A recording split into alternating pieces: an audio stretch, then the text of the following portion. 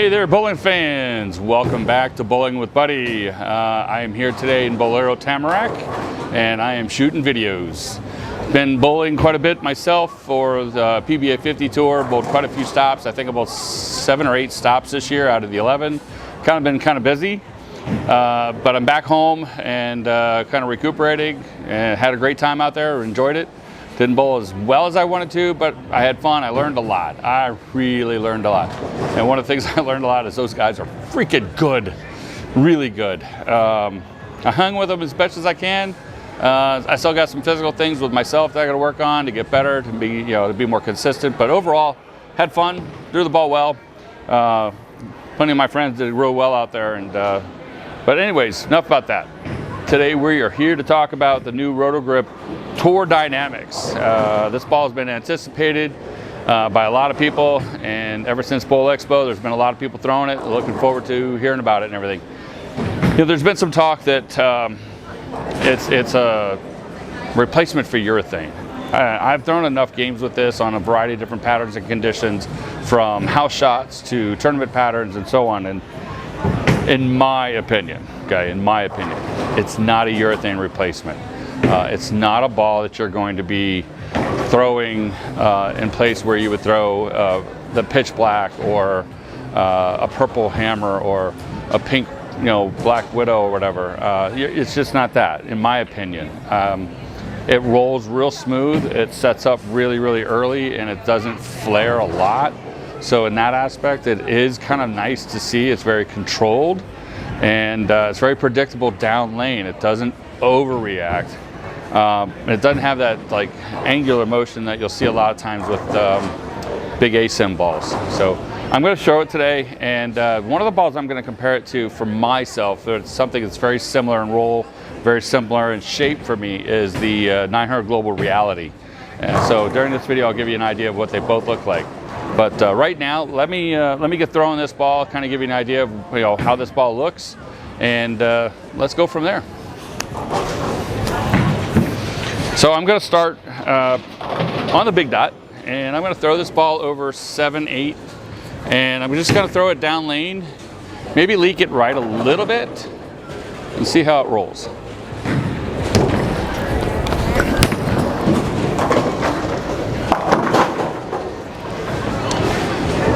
Sorry, so to be fair, I've thrown quite a few practice shots, and a couple of games in practice and warm up.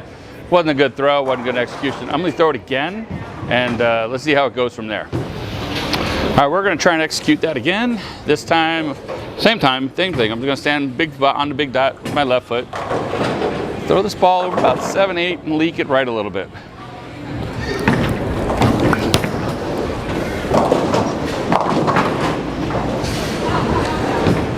So I kind of came up flat of it, didn't really put any hand into it, just kind of threw it.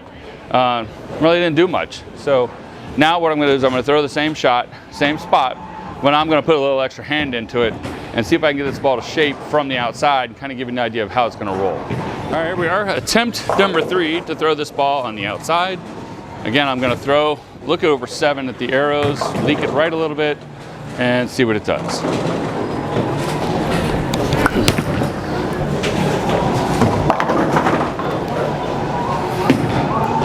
All right, gave that a little extra hand, ball kind of jumped off the spot a little bit, so I'm going to migrate left a little bit and see how I can get this ball to go through the pins a little better for you. Okay, so I'm going to now stand 25. I'm going to look at, I want to say 11, 12 at the arrows, kind of leak it right to about 7, see where it goes.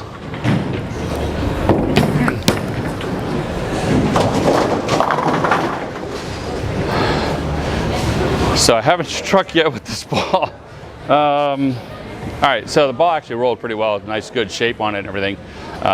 Let me just kind of get this ball to go through the 1-3 pocket for you. Okay, so now I'm going to stand 25 with my feet. I'm going to look at about 12 at the arrows, and I'm going to try and get this like 7 or 8 down lane.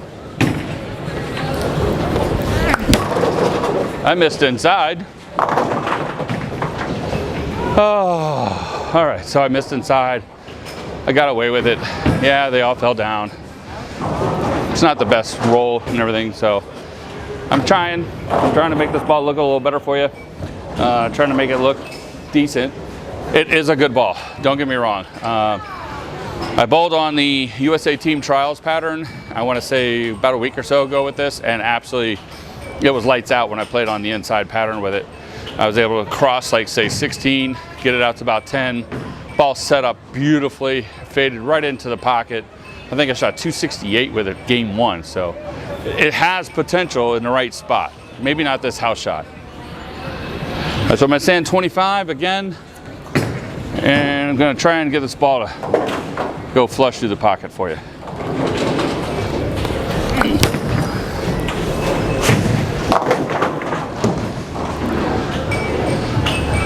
I leaked it right a little bit. But what you're noticing, if you really want to look at ball roll, and good Lord, on all these ball videos, they all look the same. They all go down the lane, they all shape, they all hook, they go all into the pins. But what you want to look in these videos is the back half of the lane. It's not nothing more, but the back half. How does the ball look when it's making the turn and going into the pins? Is it continuing to drive through the 8-pin? Is it hitting square into the pocket and going straight back? Is it hitting the pocket kind of deflecting into the 9-pin? So kind of pay attention like that.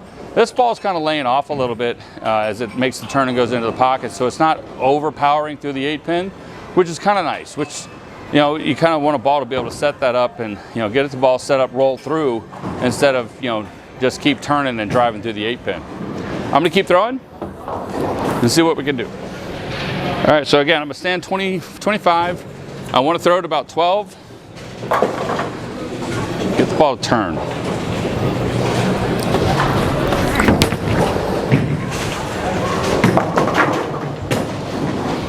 All right, we're going to try one more time here.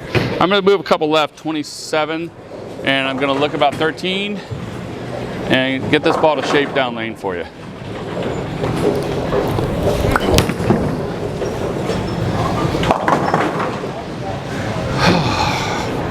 I'm trying, I'll get there. All right, so you might notice in the video that I've moved from lane 1 to lane 2.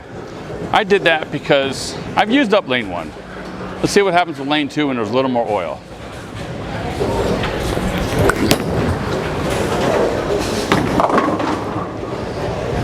So the little more oil, the ball actually kind of went down to the point and then made the reaction. Lane 1's probably just burned up for me. I'm probably playing in a wrong part of the lane with that ball right now. So for the next few shots, I'm going to throw the ball here in lane 1. I'm not going to talk much. I'm just going to throw the ball, kind of give you an idea of what it looks like going down the lane on more of a fresh oil pattern. Again, stand at 26 with my feet, and I'm looking at about 13 at the arrows, trying to get 7 or 8 down lane.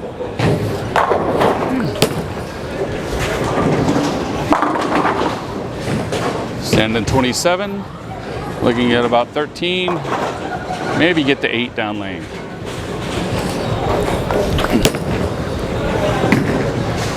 I'm gonna migrate left a little bit, stand 28, I'm gonna look at 16, 14, 15, and get down to 8.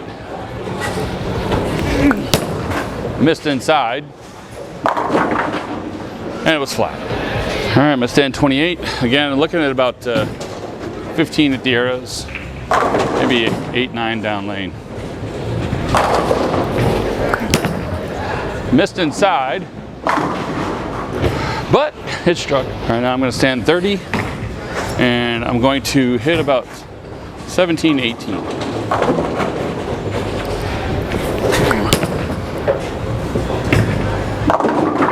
right, so right now, just kind of give an idea, I'm standing about 35 with my feet, and I'm going to throw this ball over about 17, 18 at the arrows. Kind of give you an idea of what it looks like down lane.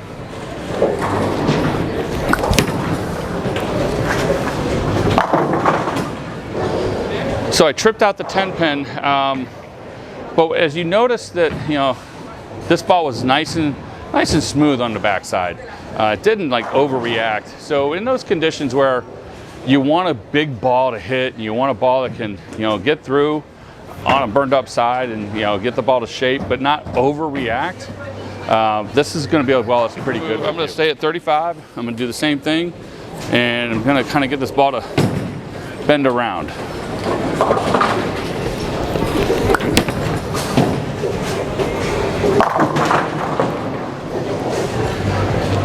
Much better execution on my part. That ball went through the pins really, really nice. And again, it was predictable. I knew what I was going to do when I threw that spot, and I kind of came around it.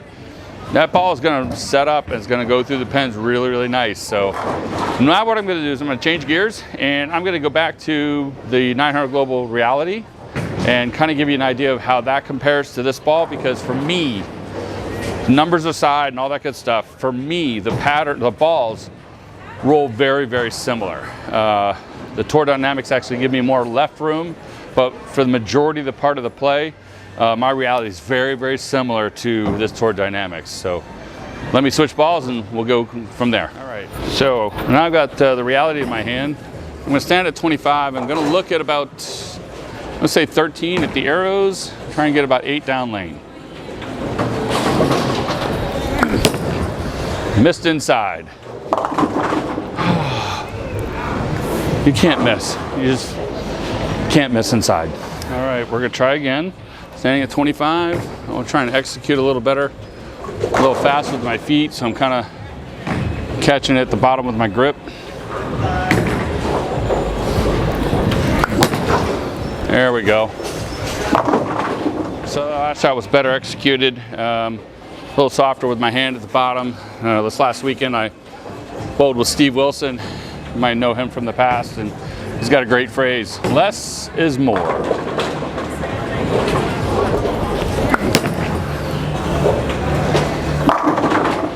right, I'm gonna move about 3 or 4 left with my feet. So I'm standing about 28. I'm looking at about 15 at the arrows, and I'm gonna leak it out to about 8, 9 down lane.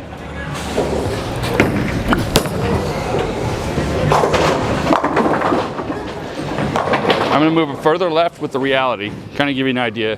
And I'm gonna stand here at about 31, and I'm gonna throw it about 18, 19.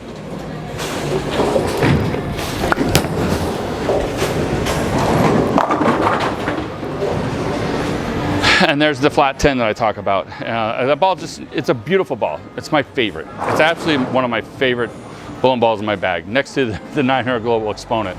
But the reality for me, it's limited on when I'm going to use it. So what I'm going to do now is I'm going to switch back to lane 1 here, where there's a lot more friction, and we're going to throw the Tour Dynamix a couple more times, kind of give you an idea of how that ball rolls and how it kind of goes through the pins. Okay, I lied. I'm actually going to stick with the reality one more time on the burnt up lane, and I'm going to move left about 35, throw this ball over 20, and see if I can get the ball to come back the same as the Tour Dynamix.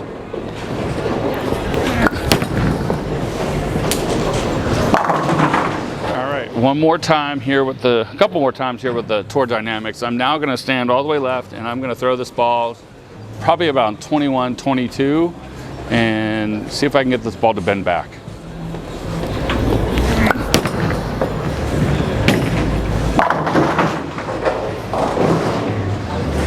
Leaving a 9-pin like that, I'm not going to complain. Threw the ball pretty good. Hey, when we drove through the pins, it mowed over the 8-pin. So let me try one more time and see if I can get a strike. All right, last time. Standing about 35 with my feet. Again, I'm looking at, I want to say 21, 22 at the arrows. See if I can get this thing to curl in.